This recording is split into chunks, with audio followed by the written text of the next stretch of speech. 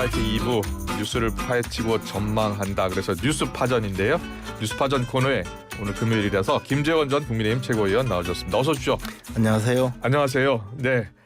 자, 어제 윤 대통령 탄핵 심판 6차 변론 기일이 진행되는데 참 지금 바깥에 도로가 참 미끄럽죠. 방송국으로 오는데 예, 얼마 걸렸어요? 눈이 좀 많이 내려요. 평소보다.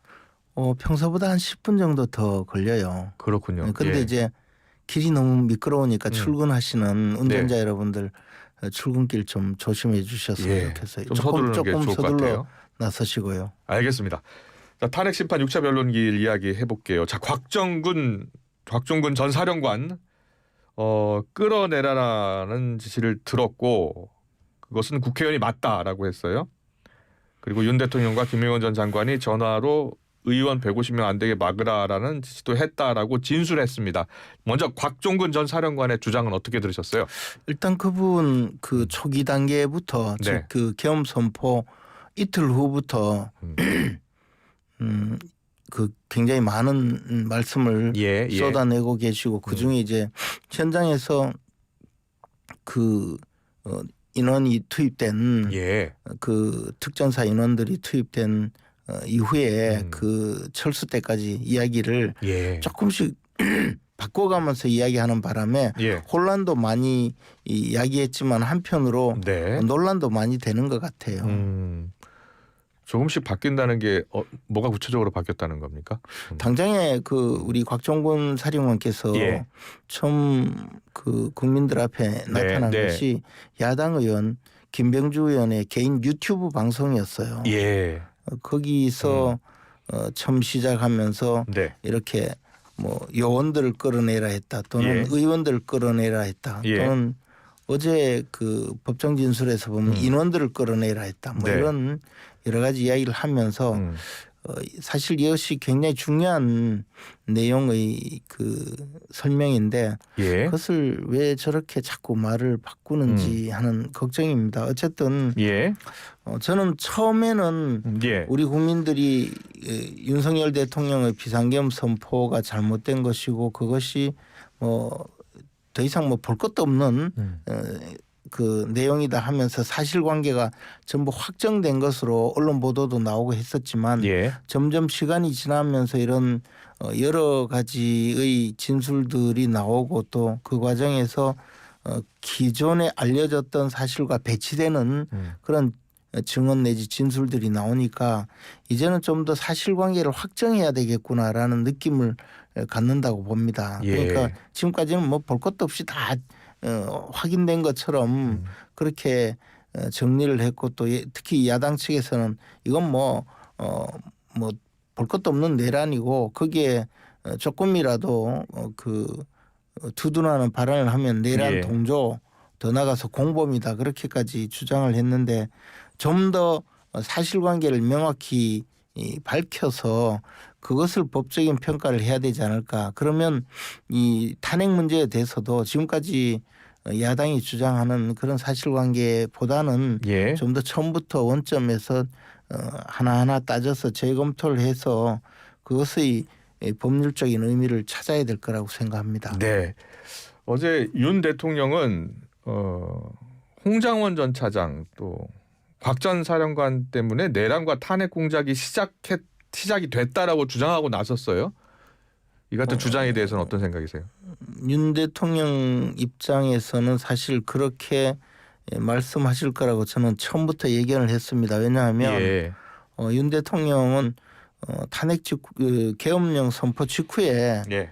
저희들에게 이것은 실질적으로 계엄령을 선포해서 어떤 저 행위를 하려는 것이 아니고 국민들에게 예. 지금 이 상황이 이 정도로 계엄령을 선포해야 될 정도로 엄중한 상황이고 국정 전체가 마비되었고 더 이상 국정을 수행할 수가 없다. 그런 것을 좀 경각심을 불러일으키는 차원에서 계엄을 선포했다고 주장하셨거든요. 예. 그런데 그에 대해서 계엄령 선포 하루 이틀 후부터 홍장원 그리고 이 특수전 사령관 이 두 분이 곽종근 사령관 두 분이 정치인들 체포했다는 체포하려 했다 또는 국회 내에서 네. 지금 회의 중인 국회의원들 끌어내려고 했다. 예. 이런 진술을 계속 하고 있거든요. 그러니까 그로 인해서 이게 내란이다라는 그 법률적 평가로 이어진 것이고 그것이 결국 대통령 탄핵으로 이르는 아주 중요한 고비가 되었거든요. 특히 홍장원 차장의 경우에는 그분이 그 당시에 그 수행했던 일과는 달리 예. 사실은 그분이 부여받은 책무도 없거든요. 그리고 예. 위치도 계엄에서 국정원의 해외 업무 담당 네. 예. 차장이 수행해야 될 일이 과연 정치인 체포이냐 이래 의심이 드는 그 상황에서 정치인 체포 주장을 막 하고 예. 또 정치적인 그 상황에서 국정원의 이 차장이 정치적인 중립을 취하지 않는다고 해서 당시에도 이미 해임 건의가 있고 이런 상황이었기 때문에 예. 윤석열 대통령의 주장이 있을 거라고 저는 그때 당시부터 예상을 좀 했습니다. 예. 윤석열 대통령의 이런 주장이 헌재 판단에 영향을 미칠 것이라고 보세요? 일단 헌재는 당사자의 주장이기 때문에 예. 그에 대한 판단을 하지 않을까 생각합니다. 헌재가 어떤 판단을 할지를 제가 예단할 수는 없고 또 헌재의 구성원들도 굉장히 다양하고 정치적으로 이미 일부 헌법재판관에 대해서는 정치적 편향성 논란이 계속 제기되고 있거든요. 예. 그러다 보니까 이런 그 대통령의 주장에 대해서도 상당히 다양한 정도의 판단이 있지 않을까 생각합니다. 예. 그 쪽지 이야기 좀 해볼게요. 비상 입법기구 쪽지도 쟁점이 됐잖아요. 네. 그 최상목 권한 대행 같은 경우에는 계엄 당일 쪽지 내용 몰랐다, 예비위 논의한 적 없다라고 어제 청문회에서 그렇게 이야기했는데 윤 대통령의 헌재 진술과 지금 배치가 되고 있어요. 최 대행의 진술은 어떻게 보세요? 어쨌든 최상목 대행은 그날 그 계엄 선포 당시에 대통령이 계엄 선포의 당위성을 설명했고 옆에 있던 누군가가 그 쪽지를 건네줬는데 자신은 워낙에 그때 당시에 계엄령 선포 자체를 반대했기 때문에 그리고 계엄령을 인정하지 않았기 때문에 그 건네준 쪽지 읽어보지도 않았다. 뭐 이런 취지잖아요. 예. 그 비상입법기구 그 예산 지원 내용이 안에 포함되어 있기 때문에 그러면 사실은 국회 해산을 목적으로 한 것이 아니냐라는 이제 분석이 가능하기 때문에 그 쪽지가 중요하다는 거거든요. 그렇죠. 그런데 그에 대해서 그 쪽지를 실제 작성하고 건네준 분은 이제 김영현 국방장관인데 김영현 전 장관이 자신이 썼다고 주장하고 있고요. 그렇죠. 그런데 그 김영현 장관이 그 비상 입법 기구라고 한 것은 그 국회를 해산해서 비상 입법 기구를 결성하려는 것이 아니고 당시 예산 심사나 모든 것이 잘못되었기 때문에 그것을 그 긴급 재정 명령을 선포를 한다든가 할 때 그때의 그 기구를 기구 예산 이것을 좀 확보해 달라는 취지였다고 하는데 그것은 작성자의 의사와 또 그 문구의 내용 이것이 중요하지 않을까 생각합니다. 왜냐하면 문구를 실제로 서로 간에 의사소통을 하면서 이 내용은 이런 뜻이다라고 알려준 사람이 없지 않습니까? 그러면 작성자의 취지와 의사도 굉장히 중요하거든요. 그러니까 최상목 대행의 경우에 난 내용도 모른다는 취지고 그러면 이 문구를 누가 작성했느냐 그리고 당신은 왜 이런 문구를 작성했느냐 그것을 따져봐야 될 문제라고 봅니다. 알겠습니다. 이제 6차 변론까지 끝났고요. 다음 주 이제 7차 변론, 8차 변론이 남아 있잖아요. 지금 계엄 초기와 달리 헌재 이번 심판을 통해서 사실관계가 좀 더 확인이 필요하다라는 말씀을 해주셨잖아요. 그렇다면 처음 예상했던 결과와 지금 8차 변론까지 끝나고 나서의 결과가 달라질 수 있다고 보세요? 달라질 가능성도 저는 충분히 있다고 봅니다. 지금까지는 거의 그 일방적인 그 내용만 전달이 된 것이 아닌가 생각합니다. 특히 보면 그 수도방위 사령관 이런 분들이 진술한 내용 중에는 예. 검찰의 공소장 내용을 언론에서 공개를 했지 않습니까? 네. 그러면 검찰 공소장 내용을 일반 국민들이 생각하기에는 당연히 이 문제는 검찰 수사 과정에서 전부 확인된 내용이기 때문에 예. 사실과 일치할 것이다. 네. 사실관계가 확인되었을 것이다라는 입장에서 검찰 공소장 내용을 보고 예. 또 언론에서 공개하니까 그것은 뭐 당연한 것이다라고 생각할 텐데 예. 정작 당사자는 나는 그런 말 한 적이 없다. 검찰에서 다른 누군가 이야기를 마치 나의 이야기처럼 기재했다 이런 예. 판단을 주장을 하지 않습니까? 사실 검찰의 공소장은 어떻게 보면 검찰이 수사한 결과를 작성을 해서 이런 내용으로 재판해 달라는 거기 때문에 네. 그 자체가 진실의 내용을 반드시 확정하는 것은 아니기 때문에 예. 이런 모든 것이 사실은 그 헌법재판소의 재판정에서 밝혀져야 될 내용입니다. 이것이 수사기관에서 수사를 하고 그것이 법정에서 형사재판으로 확정이 되었다면 모를까. 네. 그렇지 않는다면 이 자료를 갖다 놓고 확정하는 절차는 별도로 헌법재판소에서 제기가 되어야 되는 것이죠. 알겠습니다. 민주당이 명태균 특검법 추진을 공식화했습니다. 황금폰 수사를 통해서 진상규명을 하겠다는 건데요. 자, 명태균 특검법 추진은 어떤 생각이세요?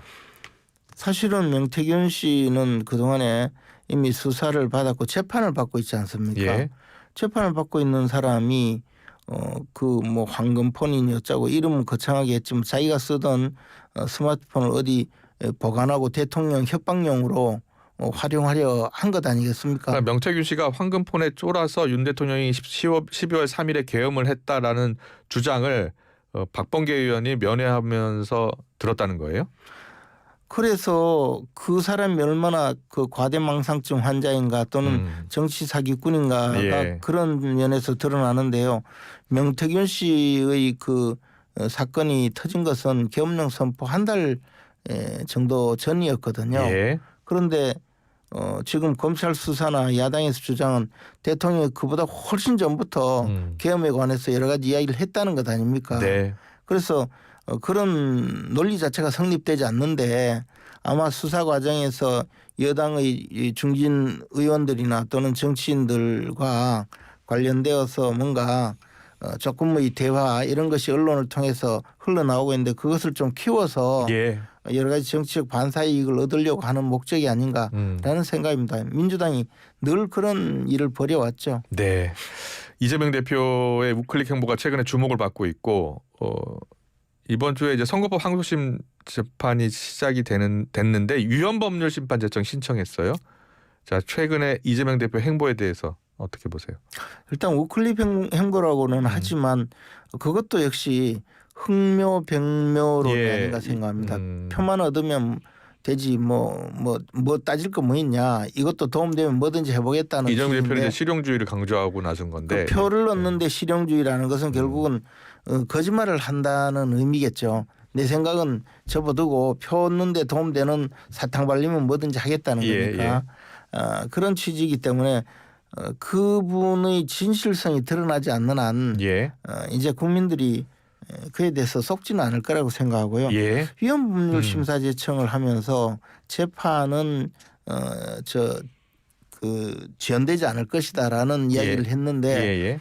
사실 위헌법률 심사 제청을 청구를 하면 담당 재판부가 위헌 법률일 가능성이 조금이라도 있다면 이것은 헌법재판소에 넘겨야 하거든요. 예. 그리고 재판은 중단됩니다.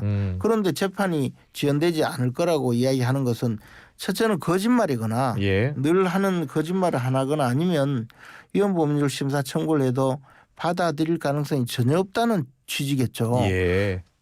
가능성이 조금이라도 있으면 담당 재판부는 재판을 중단하고 이것을 헌법재판소에 넘겨서 헌법재판소에서 판단을 해야 되는데 재판이 지연되지 않는다고 주장하는 거는 바로 그거 아닙니까? 안 넘길 거다. 그러면 왜 신청을 합니까? 결국은 이 말 자체가 또 거짓인 거죠. 그래서 이재명 대표의 주장은 정말 참 끝이 없구나 그런 생각입니다. 개헌 이야기 잠깐 할까요? 국민의힘에서 개헌안을 내겠다라고 했고요. 야권에서도 개헌이 필요하다는 목소리는 있어요. 근데 이재명 대표가 직접 개헌에 대해서는 이야기하지 않고 있습니다. 어떻게 생각하세요? 지금 개헌을 제기하면 여러 가지 쟁점이 흐려진다는 예. 취지인 것 같고, 또 하나는 자기는 이미 대통령이 다 됐는데 예. 뭐하러 이런 변수를 만드느냐. 그리고 대통령 권한을 좀 축소하고 약화시키자는 것이 개헌의 본래 취지거든요. 예. 그리고 또 국회의 전횡도 좀 막을 수 있는 장치도 넣자는 주장도 있습니다. 예, 그러나 예. 기본적으로 분권형 대통령제라는 것은 대통령의 권한을 축소하자는 의미거든요. 네. 근데 이재명 대표는 난 내가 대통령 되어서 마음대로 휘두르고 싶은데 무슨 분권형이냐, 이런 마음이 내재되어 있는 것 아닌가 예. 생각하는데 예. 김칫국부터 마시고 있는 거죠. 그렇게 보시는군요. 예, 알겠습니다. 친한 한동훈 전 대표 이야기 해볼게요. 친한동훈계가 언더 73이라는 유튜브를 개설했습니다. 그리고 한동훈 전 대표의 복귀설도 들려오고 있고요. 한 전 대표가 복귀하면 국민의힘 또 정치권 전체에 특별한 변화가 있을 것으로 보세요? 일단 지금은 한동훈 대표가 곧 복귀하기 위해서 예. 지난번에 사진도 한두 번 올리고 예. 또 했는데 김종인 전 비대위원장도 만나고. 예, 네. 뭐 여러 가지 활동을 하시는데 네. 한동훈 대표는 그렇게 오래 진득하게 네. 참고 기다리는 분이 아니기 때문에 빨리 나오실 거는 같은데요. 아, 그래요? 예, 지금 상황에서는 조금 아직 그 여러 가지 영향을 발휘하기는 좀 상황이 조금 여의치 않은 것 같습니다. 김종인 전 비대위원장은 한동훈 대표를 만났는데 뭐 가능성이 있고, 그리고 지난 전대 때 득표율이 높았기 때문에 그 영향이 그래도 있지 않을까라고 생각하더라고요. 김종인 예. 위원장이 만약에 흔쾌하시다면 훨씬 크게 칭찬을 하셨을 텐데 예, 그 정도 그냥 한번 열심히 해보라는 취지 아니겠습니까? 그렇게 들으셨어요? 예. 이준석 의원이 지금 세대교체 슬로건 들고 나왔는데 친한계에서 러브콜을 보내더라고요. 근데 이 의원은 지금 같이 할 마음 없다라고 한 상황이고요. 국민의힘 복귀 가능성 이야기까지 나오는데, 자, 전체적으로 어떻게 보세요? 이준석 의원은 아마 네. 이번 대선 과정에 자신이 끝까지 완주하면서 존재감을 나타내는 것이 가장 중요한 목표일 텐데 네. 지금 말씀하시는 여러 가지 내용은 전부 자신의 속마음이나 의도와는 다른 이야기이기 때문에 진짜 속마음은 뭐라고 보시는데요? 끝까지 완주하면서 자신의 존재감을 키우는 것이죠. 그리고 또 하나는 그 과정에 여러 가지 정치적인 네. 표현이 좀 그렇지만 정치적인 거래도 있을 수 있겠지만 예. 그러나 지금 단계에서 어디에 참여하거나 활동할 리가 없고, 특히 한동훈 전 대표에서 가장 비판적인 입장이 바로 이준석 의원이었거든요. 예. 그런데 그분이 한동훈 측에서 부른다고 같이 손을 잡을 리도 없고 이준석 의원은 아마 한동훈 대표를 훨씬 정치적인 한 10년 후배쯤으로 생각하는 것 같은데 예, 그렇게 보고 있을 것 같다. 응하지 않을 것 같다. 예. 아까 정치적 거래라고 하셨는데 구체적으로 어떤 그 이야기 하시려고 했던 거예요? 이게 뭐 단일화까지 이야기하는 거예요? 야권 단일화 협상이라든가 이런 것도 막판쯤에 가능할 수는 있을지 몰라도 네. 지금 단계에서 그런 제휴나 교섭이 가능하겠습니까? 알겠습니다. 저는 그건 불가능하다고 봅니다. 자, 그럼 국민의힘 내부에서요, 조기 대선이 치러졌을 경우에 이 대표와 붙었을 경우에 어떤 후보가 가장 선전할 것으로 보세요? 이게 지금 워낙 진영 싸움으로 네. 정립되어 있기 때문에 예. 제3 후보가 끼어들 틈이 별로 없을 거라고 봅니다. 그렇게 그래서 보시는군요. 예. 그래서 그렇게 쉽게 제3지대가 형성될 가능성은 저는 없다고 봅니다. 만약에 조기 대선이 구체화되면 이게 탄핵의 후폭풍이 있거든요. 그렇기 때문에 네. 거기서 제3 후보가 두각을 나타내거나 존재감을 드러낼 수 있는 상황은 전혀 아닐 겁니다. 국민의힘 내부에서는 지금 여러 후보들이 뛰고 있잖아요. 그렇습니다. 예, 홍준표, 오세훈 시장도 있고. 예. 네. 지금은 아직은 조기 대선이 가시화되어 있지 않기 때문에 네. 현재 구도로 말씀드리는 것은 좀 굉장히 좀 잘못된 일이라고 봅니다. 알겠습니다. 뉴스파전 오늘 수사는 여기서 마무리하겠습니다. 김재원 전 국민의힘 최고위원이었습니다. 잘 들었습니다. 고맙습니다. 고맙습니다.